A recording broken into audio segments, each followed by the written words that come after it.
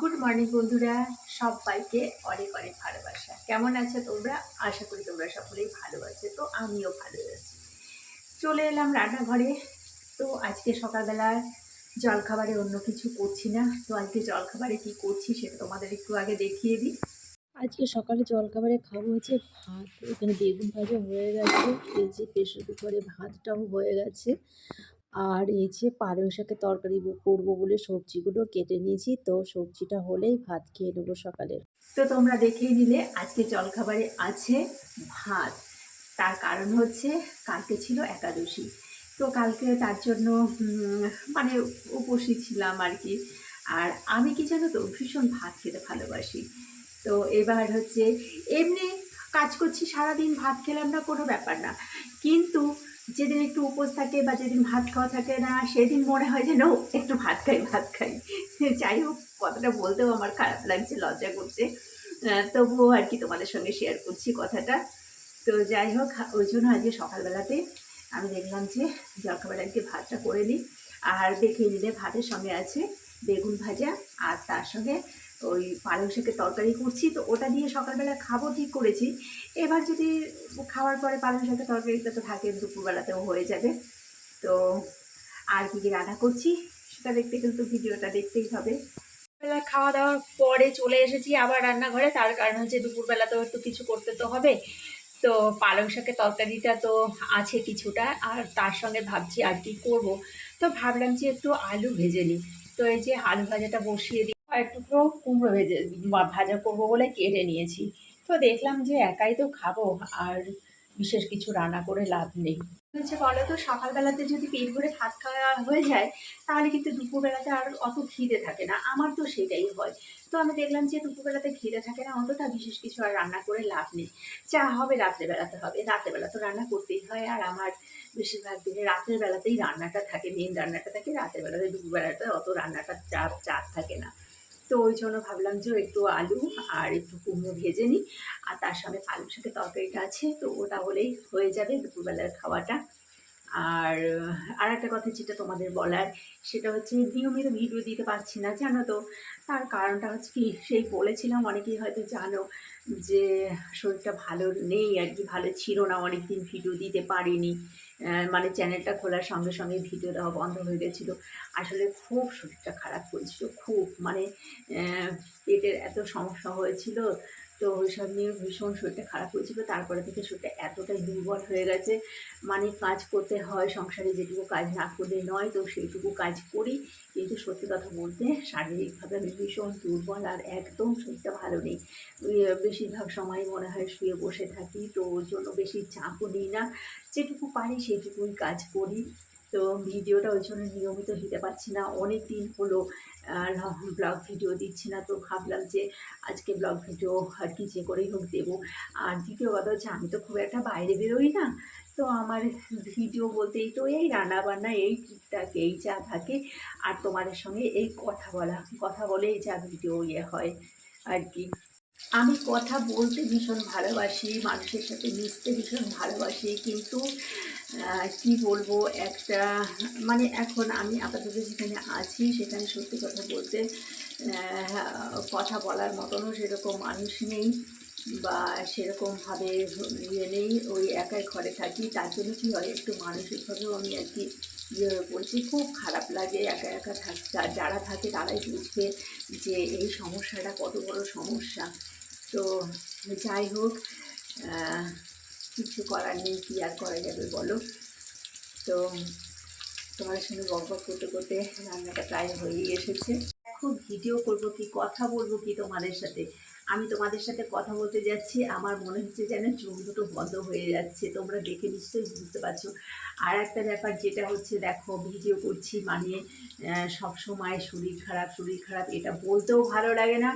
আর যারা দেখবে, যারা আর কি ভিডিওটা দেখবে তাদের বা শুনবে, তাদের শুনতেও ভালো লাগবে না। আর সত্যি কথা বলতে আমি এই জিনিসটা একদমই পছন্দ করি না, শরীর খারাপ কথাটা বলা। একটা সময় ছিল, কিন্তু এখন দেখছি শারীরিকভাবে এতটা হয়ে গেছি যে সেই কথাটা বলতেই হয়। আর যেহেতু আমি ভিডিও দিতে পারছি না, তখন কথা প্রসঙ্গে কিন্তু সেই চলেই আসছে যে আমার শরীর ভালো নেই, যার জন্য আমি ভিডিও দিতে পারছি না। মানে কি বলবো, আর কিছু বলার নেই।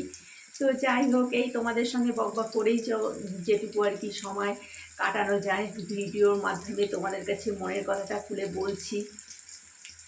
তোমাদের কারো হয়তো ভালো লাগবে, কারোর হয়তো ভালো লাগবে না, বলবে যে ধুর এই সমস্ত আবার ভিডিও নাকি। কিন্তু কী করবো বলো, মনের কথা বলার মতন তো একটা জায়গা চাই, তাই তোমাদের কাছেই মনের কথাগুলো বলছি। তো বন্ধুরা, বসে পড়লাম খাবার নিয়ে। তো কী রান্না করেছি সেটা তো তোমাদের আগেই দেখিয়েছি, তবু থালাটা একবার দেখিয়ে দিই। এই যে দেখো, আমার থালাটা নিয়ে নিয়েছি। এখানে আছে পালং শাক, এটা আছে আলু ভাজা, আর এটা আছে কুমড়ো ভাজা। আর তার সঙ্গে নিয়েছি একটা, এই যে শুকনো লঙ্কা। অনেক দিন পরে একটা শুকনো লঙ্কা নিয়েছি।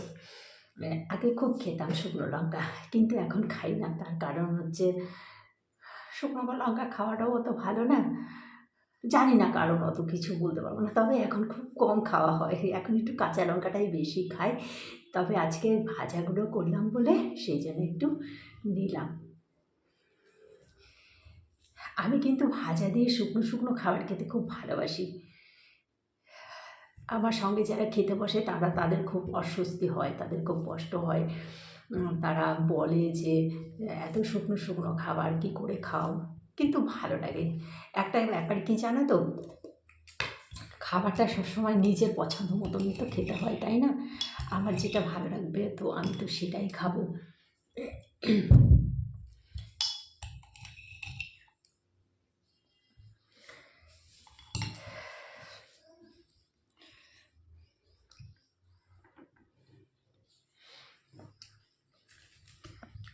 আমি অতটা মাছ মাংস পছন্দ করি না খেতে, কিন্তু খেতে হয় শরীরের জন্য।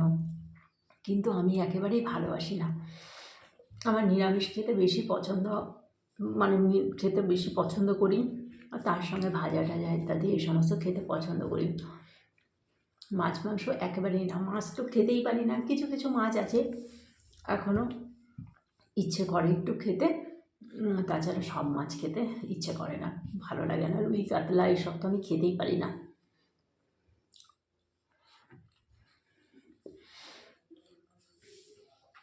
তো বন্ধুরা, তোমাদের কাছে একটাই কথা বলবো, আমার চ্যানেলটা একেবারেই নতুন, খুবই নতুন। আমি হয়তো তোমাদের সেরকমভাবে অনেক কিছু দেখাতে পারছি না, অন্যরা অনেক কিছু দেখায়, আমি পারছি না। প্রথমত আমার ক্যামেরা ধরার কেউ নেই, দ্বিতীয়ত আমার যে জায়গাটায় আমি থাকি, মানে যে বাড়িটাতে, সেখানে ভিডিও শ্যুট করার মতন পরিস্থিতিটাও নয়। রান্নাঘরেও ঠিক সেরকম জায়গা নেই ভিডিও শ্যুট করার মতন। আর ছোটো সেলফি স্ট্যান্ডে নিয়েই আমি কাজ করি। তো যাই হোক, ওটাও এখন একটুখানি গণ্ডগোল করছে। আমি জানি হয়তো এরকম ভিডিও কারোর ভালো লাগে না, ভালো লাগবে না। তবুও তোমাদের বলবো, যদি আমার ভিডিও ভালো লাগে আর আমাকে তোমাদের ভালো লাগে, এই কথার মাধ্যমেই আমার যা কিছু, আর একটু একটু রান্নার এই সমস্ত নিজের ঘরের কাজ, এগুলোই আমি এখন আপাতত দেখাতে পাচ্ছি। তো জানি না পরবর্তীকালে আরও অন্যরকম কিছু দেখাতে পারবো কি না। আর তোমাদের বললাম, পরিবেশটা ঠিক আমার সেই রকম ভিডিও করার মতন নয়, একদম পুরোপুরি বন্ধ ঘরের মধ্যেই আমার যেটুকু করার। তবুও বলবো, তোমাদের যদি আমার ভিডিও ভালো লাগে, আমাকে যদি ভালো লাগে, তাহলে অবশ্যই আমার চ্যানেলটা একটু সাবস্ক্রাইব করো, আমার পাশে তোমরা একটু থেকো, এটুকুই বলবো। তো ভিডিওটা আর বড় করব না, খাওয়া দাওয়াটা করে নিই, আবার পরবর্তী ভিডিও নিয়ে আসবো। তোমরা ভালো থেকো সবাই, টাটা।